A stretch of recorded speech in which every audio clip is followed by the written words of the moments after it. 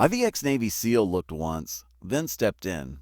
The rain had been falling nonstop, turning the streets of a small American town into rivers of dark water. Most people stayed inside, warm and safe. But Sarah Miller had nowhere to go.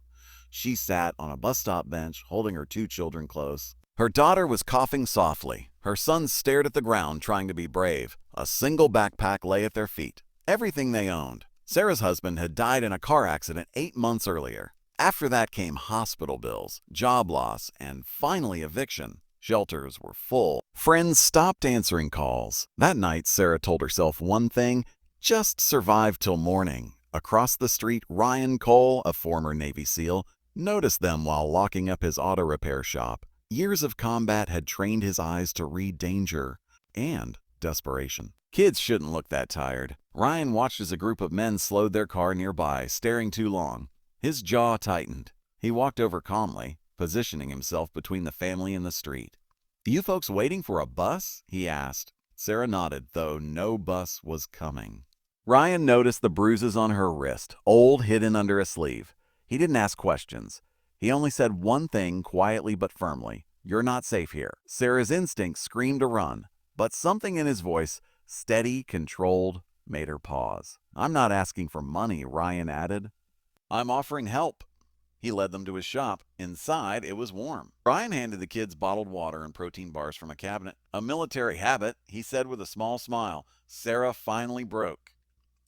Tears streamed down her face as she whispered the truth. Domestic abuse, escaping in the middle of the night, nowhere left to turn. Ryan listened, didn't interrupt, didn't judge. Then he made a call.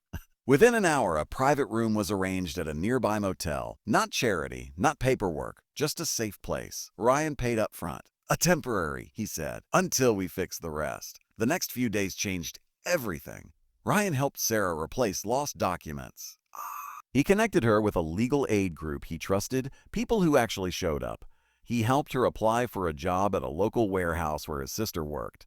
When Sarah tried to refuse help, Ryan shook his head. "I didn't survive what I survived to walk away from this," he said. One night, Sarah asked him why he cared. Ryan looked at the wall where a faded photo hung his old SEAL team. "I couldn't save all of them," he said quietly, "but I can save you." Weeks passed. Sarah got the job. The kids started school again. Laughter slowly returned, hesitant at first, then real.